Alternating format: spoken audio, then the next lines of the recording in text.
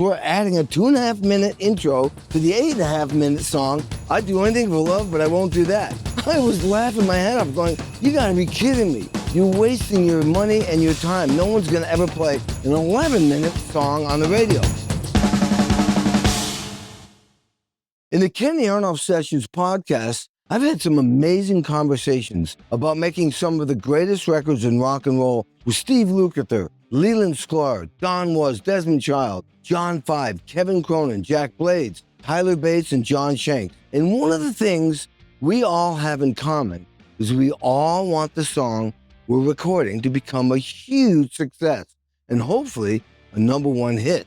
There's so many things involved in getting a song from being an idea to becoming a demo to recording the song, making it onto an album, being chosen by the record label as a song they want to promote, to getting it played on the radio, then becoming a #1 hit record. When you're #1 on the top 100 singles Billboard charts, you just beat all the greatest artists and bands in the world for that spot. I mean, that's almost impossible. In 1991, I started recording an epic record with Meatloaf called Bad Outta Hell 2, Back Into Hell.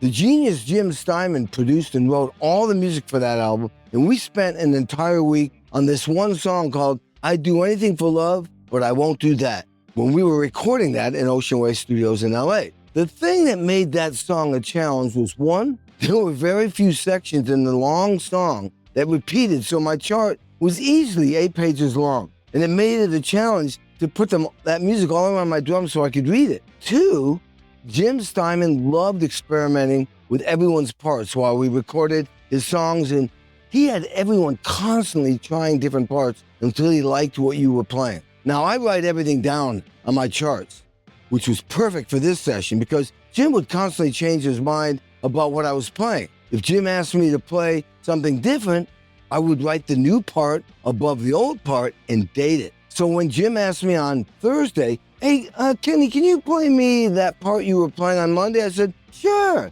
because I had written that part down and dated it. There was no way I was going to remember what I had played on Monday on Thursday. No way. So this song ended up being 8.5 minutes long. Now, radio plays 3.5-minute songs. They like them that long or that short.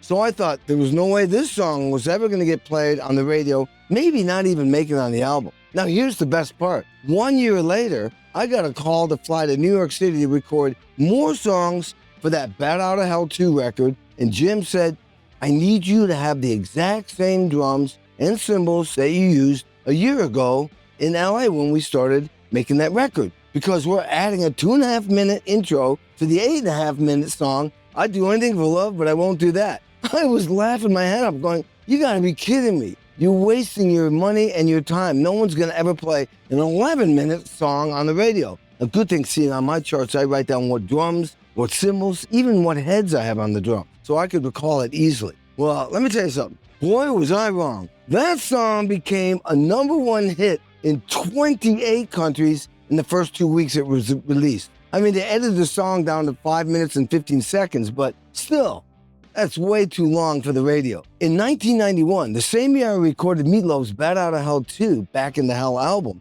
I recorded a Patty Smyth record in LA at A&M Studios with producer Roy Bittan. When we were recording this song, Sometimes Love Just Ain't Enough, a duet she sang with Don Henley, I thought that we were wasting their time because the Seattle scene had just become really big with bands like Nirvana and Pearl Jam and Soundgarden, and their songs were dominating the radio.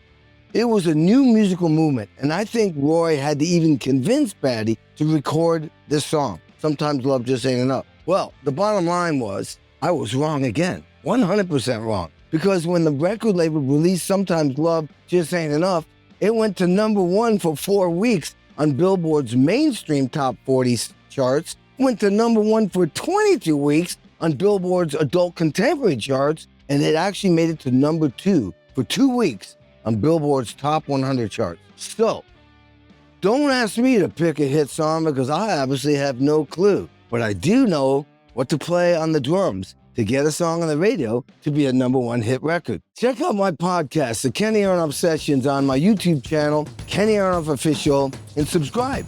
In each episode, I have great conversations with amazing artists about how they became successful, have stayed successful in their lives and career.